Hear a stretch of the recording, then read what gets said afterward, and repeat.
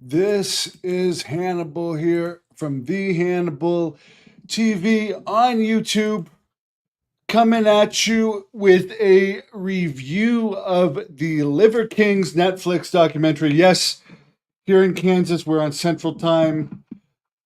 I chose to watch the Liver King documentary tonight instead of Raw, because I wasn't that familiar with the guy, and you guys can tell me what you think of him in the comments. And I have tried liver, by the way. I'm gonna look it up now where I tried it, but I tried I tried liver just around the time I first heard about the Liver King. But I'll be honest, I never really watched any of the Liver King's videos before. As let's watch this video of me sampling raw liver as I critique this. The main things I learned from this is for a while he was claiming to be natural and that all of this had to do with eating raw meat, not wearing shoes, living off the land, and he got this steroid like body. Apparently, at one point in time, he was accused of child abuse for forcing his kids to allegedly liver and make them go in cold water, like he has a cold plunge in his house. But apparently, although according to this documentary, there's still visitations, at least at the time of this documentary, he was never actually charged with anything. And I have to say that liver, that raw liver wasn't bad, but it had a bad after feeling in the gut. But I didn't eat it enough to really be able to tell you guys one way or another if it would make me look as jacked as the Liver King. I guess it eventually came out because he got so popular that he was taking upwards of 11,000 worth of growth hormone a month. And he claimed at one point in this documentary that he used to do below during spring break. And then later in the documentary, he went on to say that he actually had kind of a lab. From what I understood of it, he had a lab for drugs in his younger days. So it's one thing lying about steroids. It's another thing admitting that in your past you actually contributed to the problem of hard drugs ruining people and their families. Do I like his principles of healthy living that he's trying to teach, which he's not including the bad stuff? I mean, let's face the facts here. It came out that a lot of people in Major League Baseball, when I was growing up, ended up being on stuff, even though at the time they were claiming it was all androstenedione. It ended up being a lot worse than that in that whole Jose Canseco book that came out, and then the serious steroids they were on. But as far as I know, I don't even know if they test for steroids in hockey or not. All I know is I used to have an NHL player friend that told me he was taking them and there was no testing. In wrestling, you're allowed TRT, and I believe you may be allowed growth hormone. From what I heard, they don't test for it. So I'm not throwing shade at this guy for taking stuff to get the steroid look and the principles he's not trying to teach people to take that to get big. He's trying to tell them that if they eat raw food and raw testicles and live off the land, they're going to look like that. Obviously, there's no way of knowing what he's going to look like when he's not on stuff because he wasn't honest at that. There's even a clip here of Logan Paul, who had interviewed him in the past, like throwing shade on him for lying to him about taking stuff.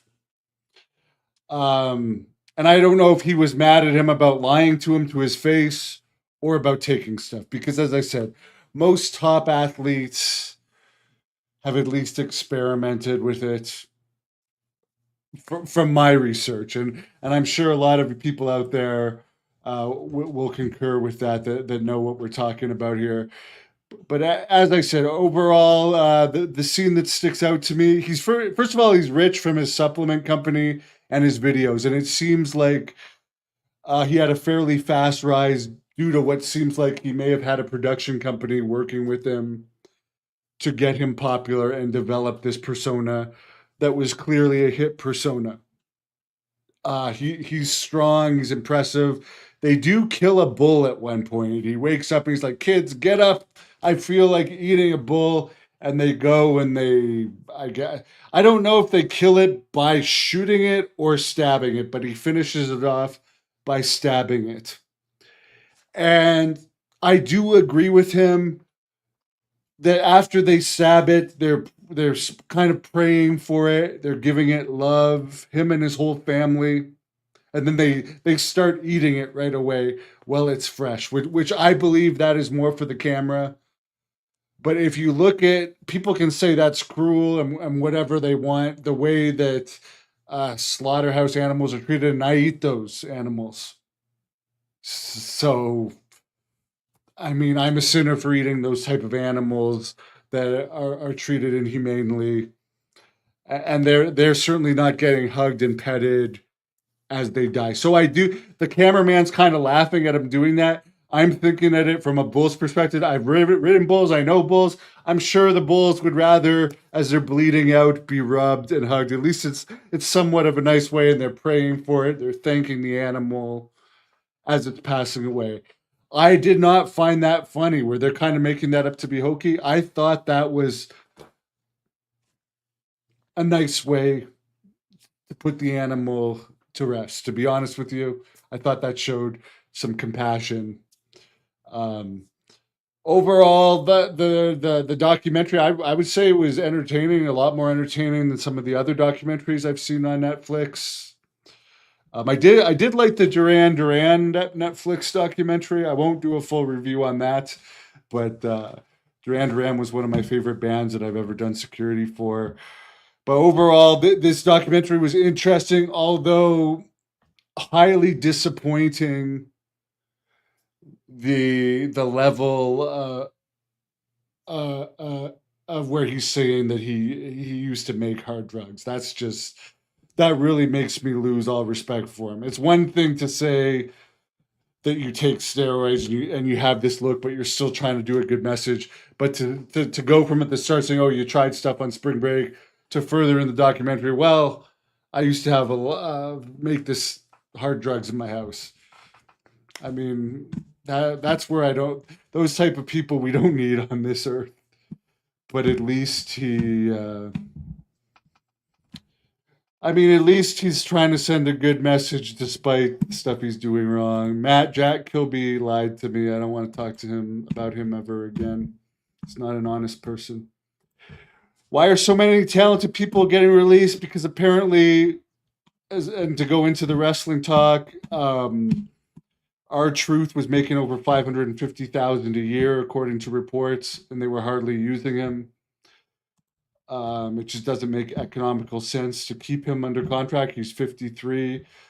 He made a lot of money for decades. Carlito was getting paid a lot of money, not being used that much. Why they didn't write him out of the storyline, I don't know.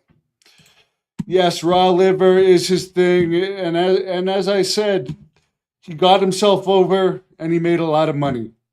Congratulations to him on that. He's got a beautiful wife, nice family. Entertaining documentary. Disappointing that he used to make hard drugs. That's all. And yes, anyone can see he's clearly taking stuff above liver to get the kind of development that he's getting, but it's made him millions.